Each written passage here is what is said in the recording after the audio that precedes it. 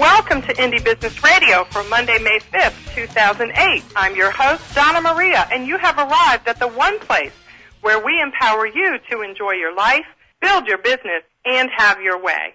Today's show is sponsored by Essential Wholesale, your choice for the largest selection of natural and organic cosmetic spaces in the world.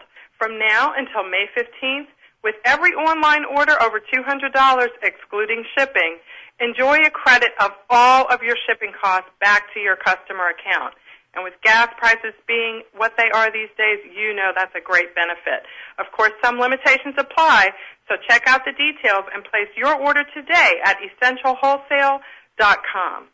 Well, I'm back from my trip with my husband and business partner to Vermont last week, where we shot a promotional video for our client, the Handcrafted Soapmakers Guild. Check out their website at soapguild.org for the latest in the soap making industry. The conference was fantastic, well organized, fun, and since it was at a culinary institute, the food was also amazing.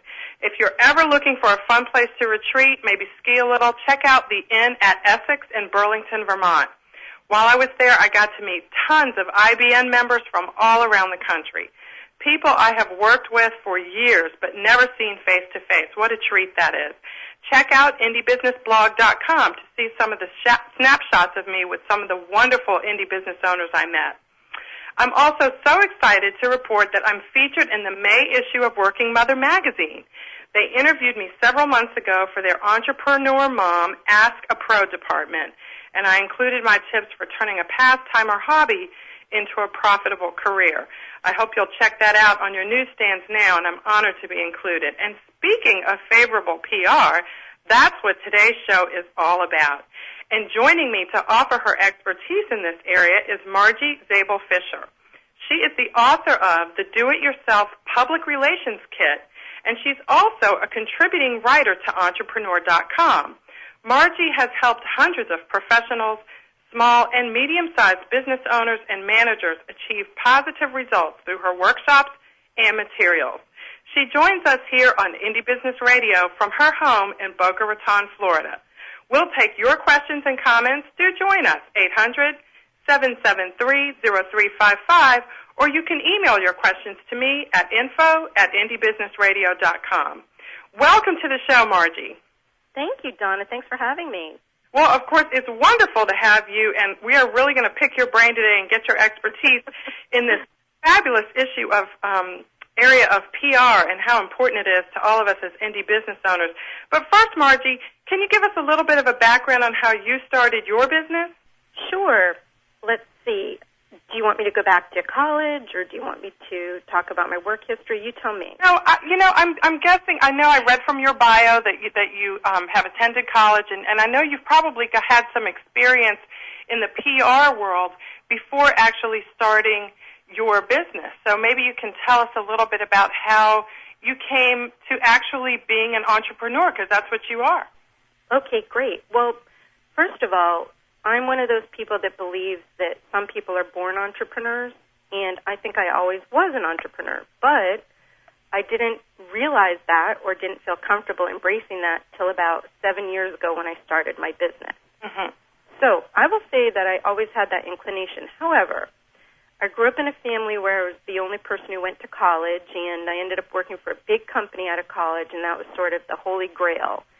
And I put a lot of time in at big companies prior to starting my business, as well as a small company or two. But basically, I was fortunate to get a really great background in sales, marketing, and PR working for large companies. Mm-hmm. And it just so happened that the people we targeted in those positions were small business customers. So I was lucky to get small business experience through the small business customers we worked with. But I can tell you that the God's honest truth, and I don't know if I've ever told anyone this before, is that I basically taught myself PR. Mm-hmm. And I did not major in it. That you talk about getting a lot of experience at a big business. And many of my listeners, of course, have been or maybe even are in the same position. They're working for a company, paying the bills, but they have a dream of starting their business on the side. Margie, what was that transition like for you? I was very fortunate. When I had worked for a couple of big companies, and I had a couple of severance offers when I didn't want to make a move. Usually they'd wanted me to move somewhere else. I didn't want to move. And then I got a severance package. So I'd put that money away. And right before I started this business, one of those opportunities came about, and I put away, say, maybe $20,000. Mm-hmm. And that was basically what I needed, along with my husband's encouragement, to say, okay, I have some money in the bank. I know cash flow is probably the number one issue, at least from what I had, talked to all these business folks about and studied. So I was lucky to have that when I started business, because we all know the first year is really tough. Mm-hmm. Mm-hmm. Well, it's great that you've had your husband's support. That's such an important aspect of being successful. Would you agree? Yeah, actually my husband was the one who encouraged me to start the business. I had been working for, again, large companies. We moved around a lot. We had finally gotten to Florida, which we think is paradise. And they wanted to move us again. And he said, you know what? We really don't want to leave here, and you always want to start a business, so why don't you just do it? And I said, okay. So he had his steady job as a teacher, which really helped. At the time, we didn't have kids. Now we do. But it was really a great decision. Now, what's it like, Margie, to be a mom and own and manage and grow and expand this business and keep track of all your clients at the same time? Well, I consider that I have two jobs. One is that I run a business, and the other is being a mom. In fact, I was just telling my daughter that yesterday. And I think that you really become super organized in ways you never thought you could be. You get things done in short amounts of time that you never thought you could do. So I think being a mom and having a business really makes you sort of live full out. Well, and I'm sure that probably helps you to manage all your clients, because you have quite a few in a lot of different areas. So I'm going to ask you now, Margie, to tell us exactly what public relations is, because so many people hear the term public relations, PR. They really don't know exactly what it is. What is it? That's a really good question. My definition of PR is everything you do to have a certain kind of recognition in the community. Everything you do. So that runs the gamut from what? Yeah. My version of public relations is that pretty much PR touches almost every aspect of what you do in your business. So it's a very, very broad definition, but let me get a little more specific for people that might be scratching their heads saying, I don't know what that means. I think PR is everything from talking to someone in the supermarket and them finding out that you have a business where you're a retailer, and they're like, oh, that's interesting, I'll come and visit you, to working out at the gym and talking to people, to doing the formal stuff like newsletters and publicity and events and speaking engagements. There's a difference between what PR means and the tactical things that you do to get PR. So PR is sort of a hodgepodge of different types of activities that reach you and your business out into the public? Yes, in what the perception of you and your business is. Wow, so that means that all indie business owners need to be really busy, not just manufacturing their products or getting their services ready, but also doing PR. Yeah, and I'll give you an example of what people don't realize. Like, for instance, I was just at Panera Bread a little while ago because I was between meetings, and they have free wireless internet, right? So, I'm sitting there, and I'm talking. Once in a while I talk to a few people there. There's a lot of us regulars. And I've actually, people will see me doing work, and they'll hear me taking a call or two, and I've actually gotten clients that way. Oh. People don't realize they could be just out and about in what they're wearing, what they're saying, how they're presenting themselves, what their employees are doing on their off hours. I know it's frustrating to have to think about all this stuff, but, when you're an indie business person, it's all about everything about you is your PR. Everything you do, goes to building your reputation, and one wrong move can really destroy it, and you need lots of right moves to continually remind people. So it's kind of an ongoing thing. Now, Margie, it's really interesting what you were talking about. You know, we used to talk about putting our business hat on and putting our mom hat on and our person hat on. But what you're saying sounds like, you know, we just have one big hat if you're an indie business owner. There's no real transfer of responsibility. You're always on as everything. We are. You know, to me, life is everything. I mean, these business hats, they're not hats. I mean, you know, I have moms. If I'm playing with my daughter and her friend and out with my daughter's friend's mom, you know, we'll talk business. Right. So, I mean, it isn't about, let me do this. You know, unfortunately, you know, actually, fortunately, we don't have to be in a specific structure where we're like, okay, 9 to 5, we're on business. You know, after that, we're on this.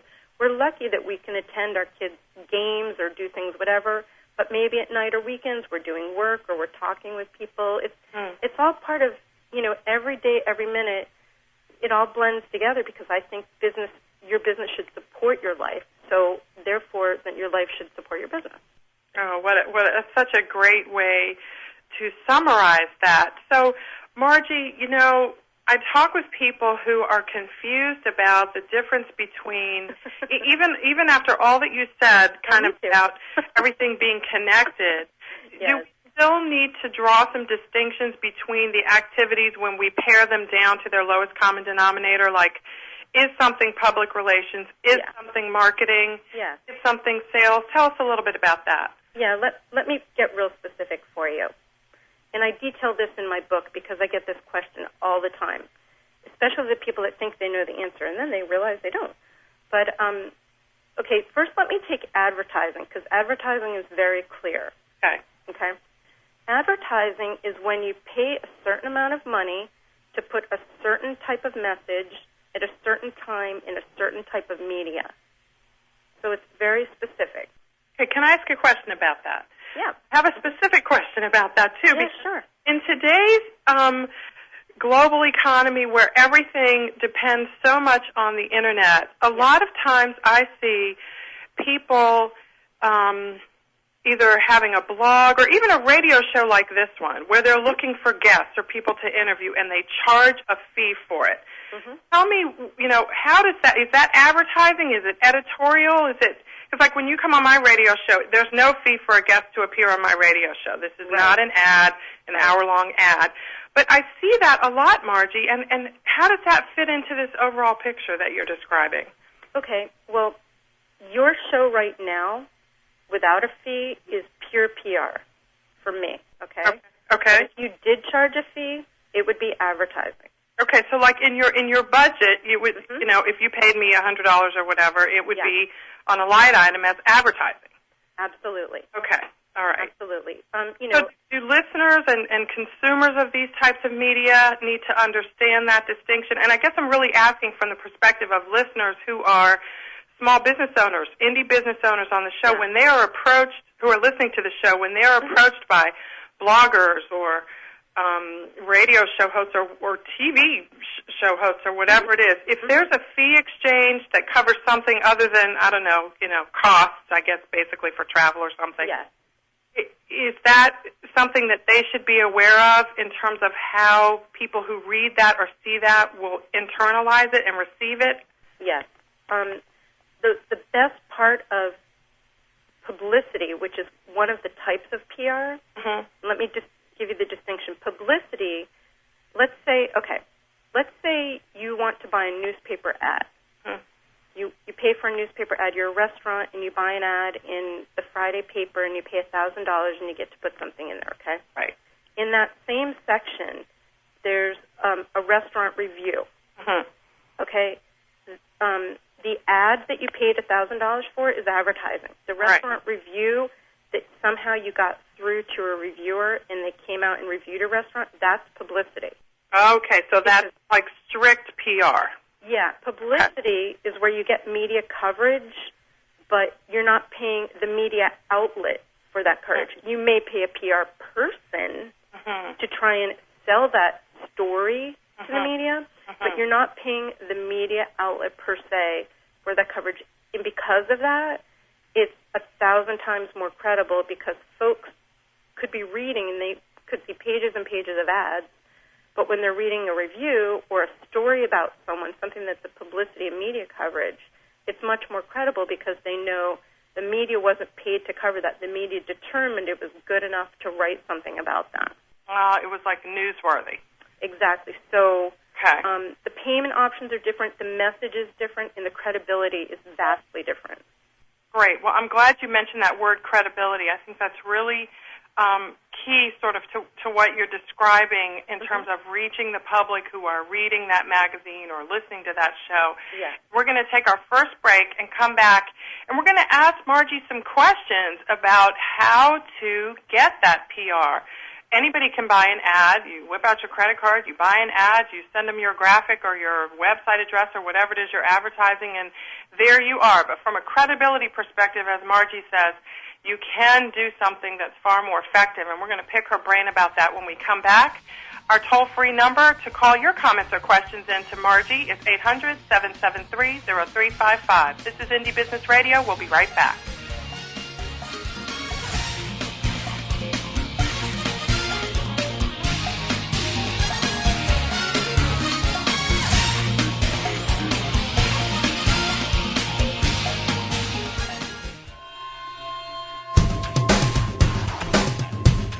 Why is everyone listening to GlobalTalkRadio.com? Because it's the future of talk radio. Every day, more and more people are finding Internet radio as not just an alternative media, but as a replacement to traditional AM and FM broadcast stations. Internet radio offers a wider variety of programs, convenient on-demand listening that meets your schedule, and fewer commercial interruptions. And GlobalTalkRadio.com is already leading the way by matching this content with a highly targeted Internet audience. GlobalTalkRadio.com offers its listeners one of the widest programming varieties on the Internet, from business and finance to self-improvement, paranormal, health, literature, romance, politics, and more. There are also opportunities for prospective hosts who would like to host their own weekly or one-time talk shows. Want to learn more? Check us out at www.globaltalkradio.com and see the future of talk radio today.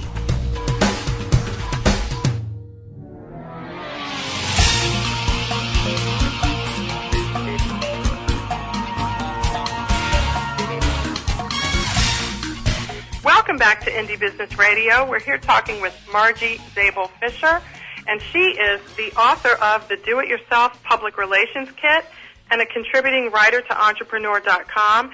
And since we've got the Do-It-Yourself PR queen herself here on my very own radio show, I want you to call your questions in. This is a great opportunity to ask Margie some questions in person. 800-773-0355 is our number. So, Margie, before we took our first break, you were sharing with us your take on the credibility factor and how much more credible it is to have PR for your company as opposed to having advertising. So I'd like to ask you, Margie, for all of us who are, wearing that one big hat that we talked about, and we're trying to keep our websites up to date, we're trying to get our products out the door and hone in our target market, how do we find time to do what your book says we can do, which is do this PR stuff ourselves? What do we do to get started? Well, I usually give people a couple of things that they truly need to do on a foundation business level before they should do PR. And it's stuff that people don't want to do, but if they do, it makes things much easier and it saves people time. Okay, well, when we don't want to do it, we know we need to. So Exactly. You're right on. So the first thing that I consider incredibly important would be making sure you have a very strong, unique selling proposition. Okay. And I'm not sure, is that something you've covered before, or I should explain it? Or? Please define unique selling proposition. Absolutely. Okay. Well, there's different definitions, but the primary one is really making sure you know and you communicate consistently what is truly unique, different, and really important about your product or service. Okay. All right. So if you are a soap maker, say for example, we all know what soap is. We all use it. Mm-hmm. You need to do what? Well, you need to figure out what makes you different from every other soap maker. Okay. And it could be, there's a bunch of different ways you can categorize this. One would be in terms of product. Perhaps there's not a product that's that is similar to yours in any way, or maybe there's a different formulation or something eco-friendly, something like that. Mm-hmm. Another might be the way people can find you. Mm-hmm. You know, perhaps, well, I don't know if everyone here has retail locations, but maybe there's certain online sites where they can find you. Maybe you're an exclusive on something really big. Right. Maybe Whole Foods. Do have retail stores too, Margie. Oh, okay, great. Well, sometimes it's location. Mm-hmm. You know, maybe you could have a New York City, you know, incredible location that people come to from all over the world. Right. You know, there's lots of different ways you can differentiate yourself, but most of the time, people can't do that. It's really a problem. It's the first thing I ask a new client, what's your USP? And if they don't know what USP is and I explain it to them, they're still confused. Now, and does that make it more difficult because when it's time to contact an editor at a magazine, that's what they're going to say. Well, what's so special about it? And if you can't answer that question, then they're going to move on to the next thing. Is that why? Yeah, in fact, it happens all the time. You know, I try and explain that to customers or clients, and then when I'm talking to the media, it's so funny. That happened to me the other day. I spoke to someone at Parents Magazine, and I was talking about a new eco-friendly baby line, okay? Which sounds kind of cool and everything. You know, the makers, the manufacturers thought it was very cool and different. And as typical is what will happen is the editor said to me, "Are you kidding? I get 100 of these a week. What's so great about it?" You know what I mean? Right. So for them, you know, they're in a place where they're sort of the repository of all the different ones. And you really have to cut through the clutter to get there. But it's not even just about publicity. It's really about promoting your product, because really publicity is sort of the final program. Once you've figured out your USP, you really need your USP defined just to make your business successful, because when you communicate everything to people, you need to communicate what's unique so they'll want to buy from you. Publicity is way past that. And Margie, do you find that people who are working to turn a passion into a profitable business have a more difficult time wrapping their hands around this concept because they're having so much fun doing what they're doing? Sometimes people are a little bit so involved in their product and they think it's so wonderful that they can't really see, well, what does the market think? What does the media think? You know, and you have to look at everything from a prospective client or a media perspective and say, well, you know, there's 100 things that could be soaps. You know, why is this different and why should I buy this instead of the other 99 or that kind of a thing?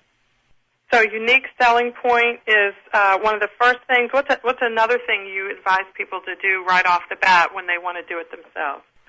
Another thing I find people have an issue with is defining their target market. For instance, my USP includes my target market. So my USP is the leader in small business public relations. So my target market is small businesses, and my USP is that I'm the leader in that. Okay. Without going into too many semantics, because it's a process to come up with that. Right. The key is sometimes I'll ask people who their target market is, and you know what I hear all the time, right? Right. Everyone's my target market. Well, if that's the case, it's going to be really hard to market to everybody. Because that takes a lot of work, and then it's hard for you to be special to any particular niche. So people don't understand that sometimes if they're specialized, there's actually more opportunity than if they think they can be everything to everybody. Oh yeah, that is an issue. We all think that everybody can use what we're offering, and it's not the case. So once you sort of wrap your hands around those two all-important concepts, Margie, what sorts of things do you recommend that people do next? Let's say you've got somebody that, you know, they have defined their target market and their USP is well defined, but they know nothing about, you know, contacting a radio show or a magazine. What do they do? Okay, let me just finish up because I didn't give you the third thing. I made it sound like there were only two. I apologize. The third thing is goals. I find that you know, sometimes we assume people want to build a multi-million-dollar business, and some people just say, listen, a year and travel, for 6 weeks every other month. Right. Okay, so there's a reason why you need those things. If you have a USP, a target market, and goals, then you'll understand it's basically all the big picture stuff. If your goal is really to stay kind of small, then you might not want to put a lot of money into something, or you might want to keep things into a certain local area. You need to really see what you want to achieve, and then all these things basically drive your activities. We're talking with Margie Zable Fisher. She is the author of Do-It-Yourself Public Relations Kit and a contributing writer to Entrepreneur Magazine, and she's been sharing with us some great tips to get us started on doing our own PR as indie business owners. So, Margie, a lot of people have heard of PR, and they sort of relate it to a press release. Tell us what a press release is and whether or not in today's technologically advanced business world they're still relevant. Well, I've written something recently talking about press releases, and I actually think they're relevant at this point for a slightly different way than we've done things traditionally. Okay. So, if you're looking to try and get media coverage, I personally don't like press releases. I prefer to create what I call a customized pitch, which is basically something written, usually a couple of paragraphs, with the important information that would appeal to a media contact, and use that to try and get their interest. But I do think a press release is viable for something totally different, and that would be for search engine optimization. I have used this myself and for my clients, where we've created SEO-optimized press releases so that when we send them out, that certain keywords are picked up by the search engines, and so we can drive website traffic. Right. So, and SEO being search engine optimization, that's a really great tip, too. Yes, absolutely.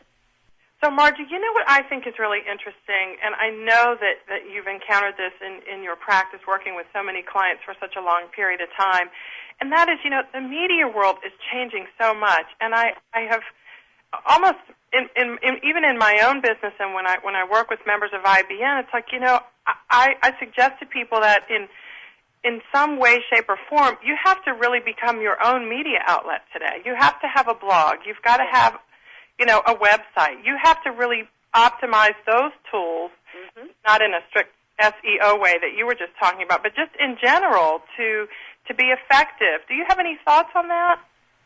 Yeah, I really think so. One of the things people should always do is every time someone comes to you and says they're interested in talking to you about doing business with you, you should always find out where they're coming from. Because at this point, probably 90% of my stuff comes from Internet.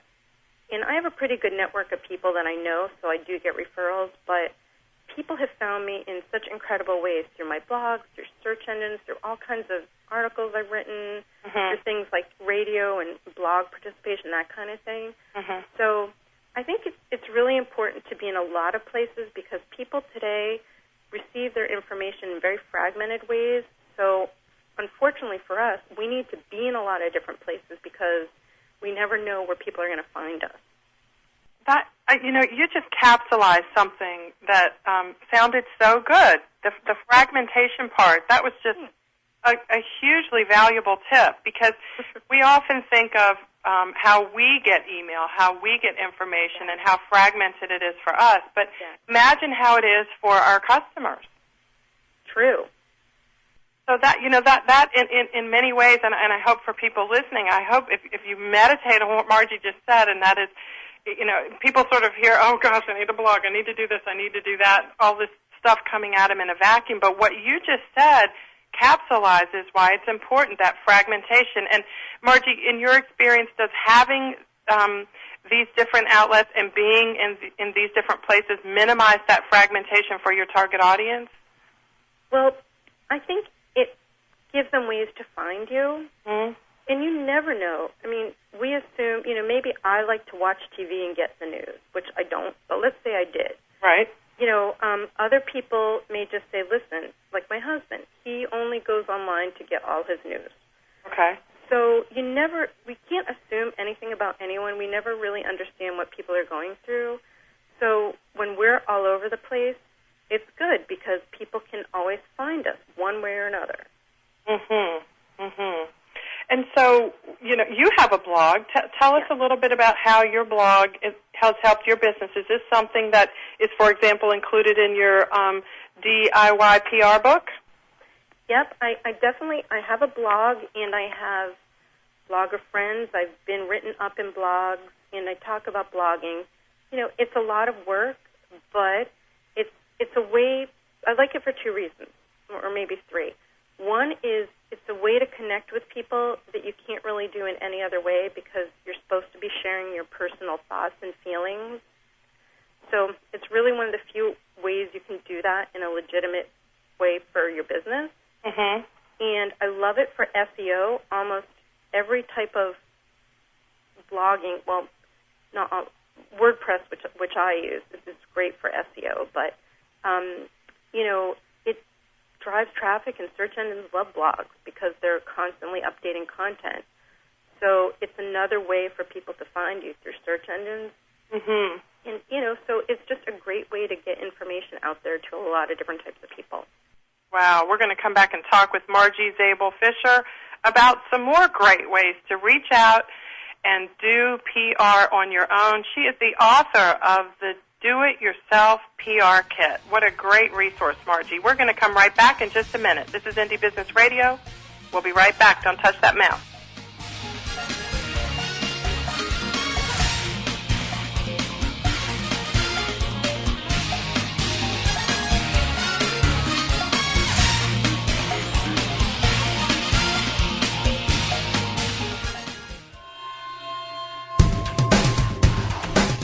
Want to stay on top of what's new in the radio industry? Sign up for a free subscription to the Future of Talk Radio, available exclusively to listeners of globaltalkradio.com, and find out what's new in the world of online radio. Listeners can find out about new shows and special guests. People with something special to offer can find out how to become a guest and how to prepare for an interview. And prospective hosts will find a valuable resource for everything from planning their new program to selecting topics and guests, recouping expenses by selling advertising, and more. Sign up today for your free subscription to the Future of Talk Radio by visiting www.globaltalkradio.com and learn about the future of talk radio today.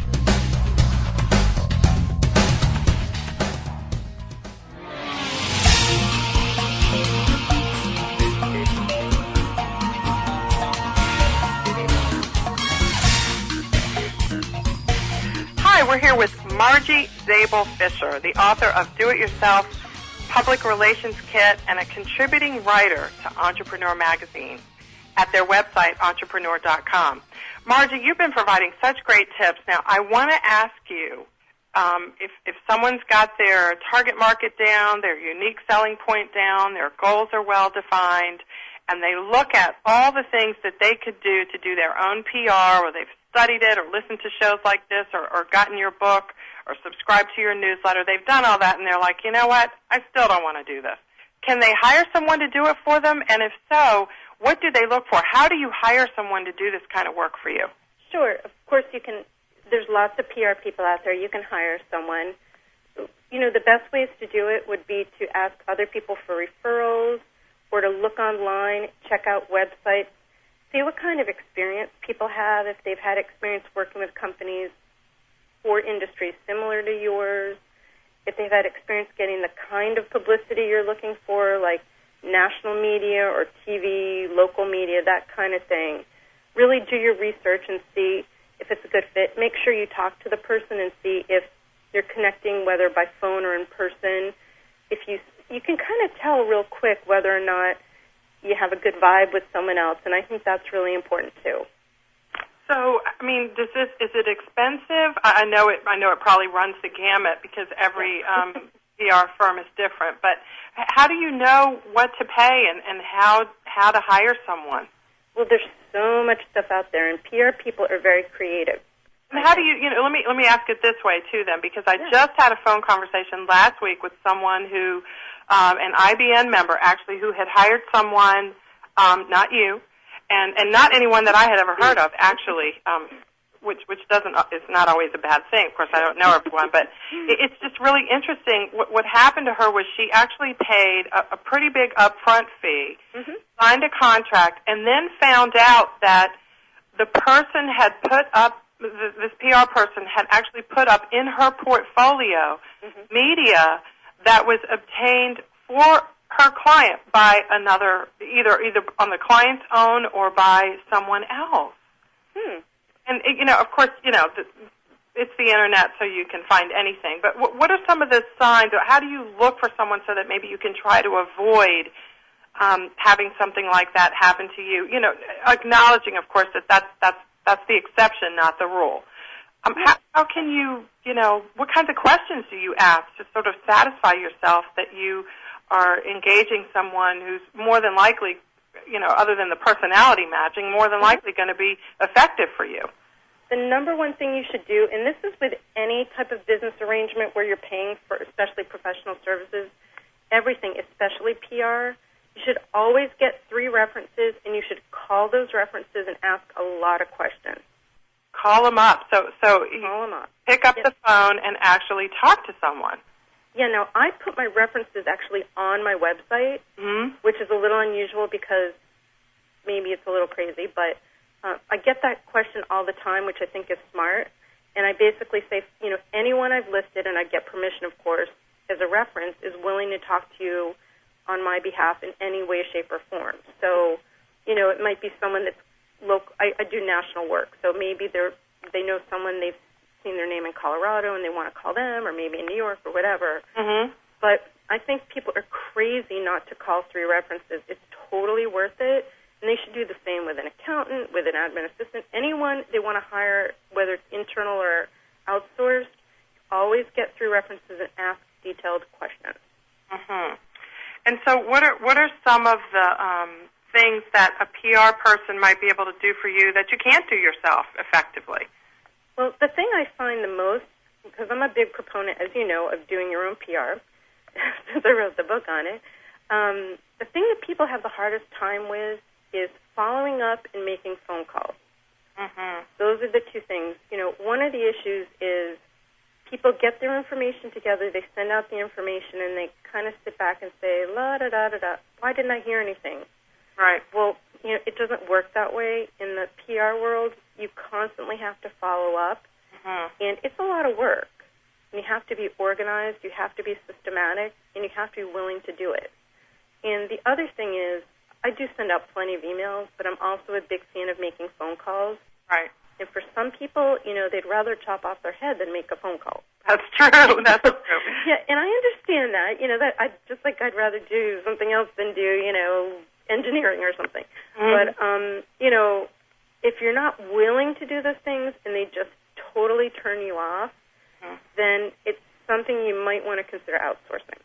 Oh, so a big part of it is not only having something good to say about your business to a media outlet that's a match for it, but also being able to have the time to follow up.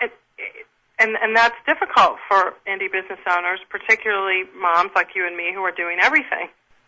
It is. It's not impossible, and what I tell people to do then is, if time's an issue but you still want to do it, then just pick a handful of outlets. I mean, you don't have to choose thousands of outlets. Pick 4 or 5 that you're really interested in, especially ones that you're familiar with, like Working Mother magazine you mentioned, right? And by the way, that was a great placement. Thanks. Yeah, that's great stuff. But, I get Working Mother magazine. I like Working Mother magazine. I am a working mother, so I'm super familiar with it. Right. So if a business owner, indie business owner is thinking about maybe they make soap, okay? We'll use your soap example. Okay. It would be great for moms or kids or whatever. And they're very familiar with the magazine. They get it. It's much easier then to consider creating a pitch that would be useful because they read the magazine, they have it, they know the different columns and departments. It's going to be easier to put something together. Right. So be familiar with the outlet that you're pitching to. What's so interesting, of course, I know you hear this all the time. How many clients or inquiries do you get from new people who contact you and ask you how long it's going to take to get into like Oprah or the Wall Street Journal or something like that? Those are my top questions. Okay. They always ask me that, how long will it take? Right. Is it possible? Right. And I always say, anything's possible. Mm-hmm. But it depends what your story is, what your budget is, what your timeline is, how flexible you are, all those kinds of things. Right. So it's variable, and nobody can promise you anything. Mm-hmm. Is that what you're saying? No one should promise you anything. It's a red herring if they do, huh? If they do, yeah, then I would start to worry. Right. Mm-hmm. That's really interesting. So, Margie, tell me about what you think about a person who's doing this for the first time. Their business has just started. What do you think about just trying to share your story and your products with people in your own backyard in local publications? I think that's really a great place to start. That's well put, because the local media always wants to cover local businesses. Mm-hmm. So for sure, you should always approach your local newspaper, local TV, or radio, depending on what kind of product or service you have, because they will automatically be interested in you just because you're a local business. Whereas national stuff, you're competing with people nationally. It takes a little bit more work. And do you find that if you do get that hit in that local publication and you put up, they take a picture of you for their magazine or whatever, Mm-hmm. you put it up at your website, and people don't care that it's not Oprah, right? Well, if you're on Oprah, people are going to be more impressed. Right. Okay, but, if you're in the local paper, that's great too, because I'm sure assuming you have some local business, Mm-hmm. but it does a couple things for you. Okay. First of all, it gives you credibility no matter what, because the media is still the media. If you're really not legit, then they're not going to want to cover you. Okay? So it's credibility. And it gives you something really important, and that is media interview experience. We can talk a lot about, I can train you on how to deal with the media and all that kind of stuff, but until you do it, you won't really understand the nuances of it. So starting locally is really great, especially if you have aspirations to go national, because you're using it as your first steps. And if you make any mistakes, it's not going to be so bad versus making a mistake at a bigger level. It's not on national TV. Exactly. Oh, my goodness. Wow. Well, so there are so many indie business owners that really want to be able to, get out there and kind of make a splash in these kind of media outlets. Tell us a little bit about what you recommend, Margie, for people who, want to get out there, but they really want to maximize technology to do that. What kinds of things can those types of people do to get the word out about their businesses? Well, I think using things like PR Web or PR Newswire to do these search engine optimized press releases are always helpful to drive web traffic. And is that discussed in your book as well? Yep, that's in my Great. book, and it's on my website. Great. Those are very inexpensive ways to do a press release distribution. Mm-hmm. Mm-hmm. Usually for a couple $100, you can include anchor text and SEO keywords. Mm-hmm. They're really, Great. really helpful. Yeah, and I recommend that.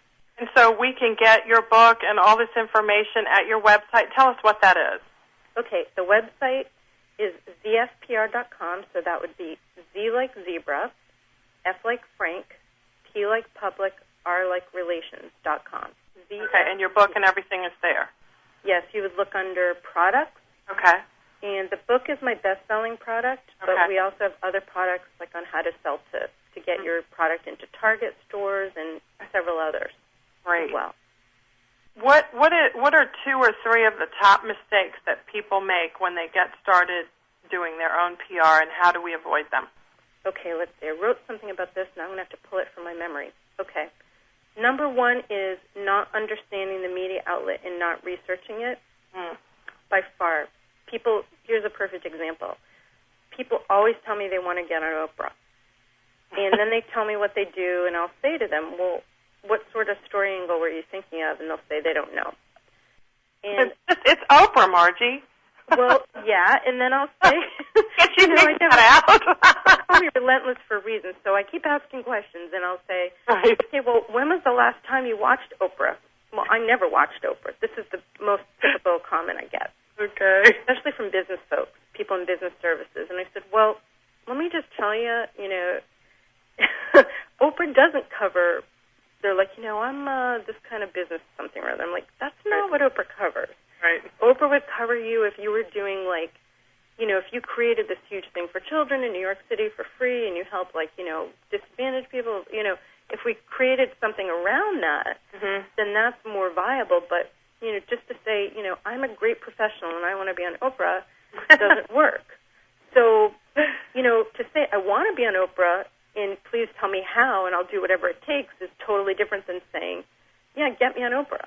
Right. The end. So, and if you're not willing to do the work, again, then you need to hire someone to do it because that's a lot of what I spend my time on is I get 4 newspapers a day, I get 30 magazines a month, I read things online, I watch TV. A lot of it is understanding what's going on in the media. Right, and it takes time.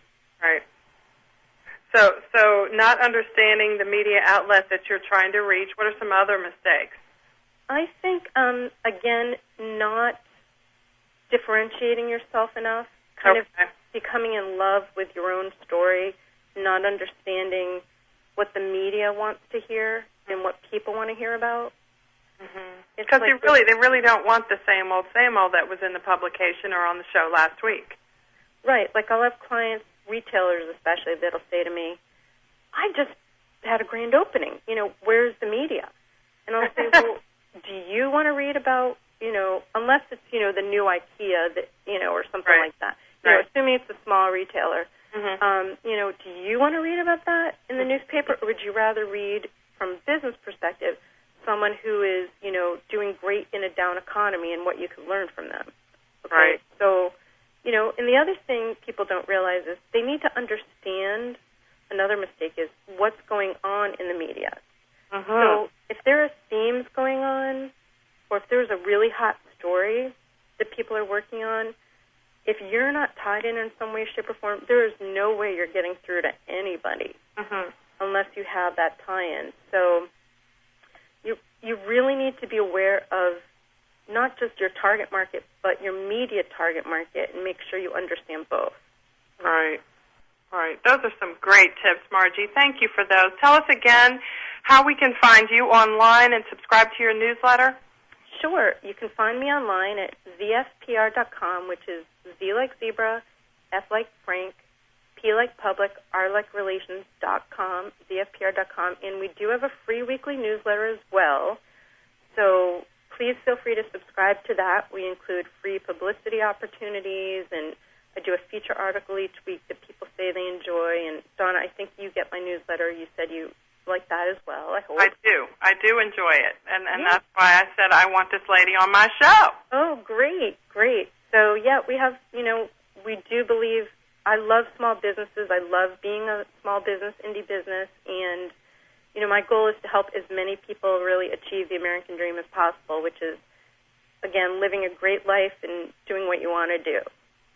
Well, thank you for joining us today, Margie. We are going to wrap things up, but before I go, I want to invite you to attend my group coaching session this Thursday, May 8th at 10 o'clock p.m. Eastern Time. We have covered email newsletters, we've covered blogging, we've covered honing in on your target market, and this month, the month of May, we are going to be covering the OR of PR. That's right, even more on this more important issue of getting you and your products featured in media outlets that will not only build your business beyond your wildest dreams, but also position it for the future as an asset that you can sell or pass along to your descendants. That's right. I always look at things from this perspective. You won't be here forever, but your business can continue without you, but only if you make sure you spread the word far and wide enough to make a lasting difference. This month's group coaching is going to tell you how to do that, and guess what? It's free. That's right, free. But only members of IBN will be able to listen to it later. So if you're not a member, you've got to subscribe to my blog at indiebusinessblog.com so you can be notified about the call-in information so you can join us. Remember that you can stream or download all of my Indie Business Radio shows. There are over 100 of them now at indiebusinessradio.com, all 100% free at your disposal, 24 hours a day, 7 days a week. Join the discussion with me at indiebusinessblog.com, too. I will see you there. I'll talk with you Thursday night. Until then, enjoy your life, build your business, and have your way.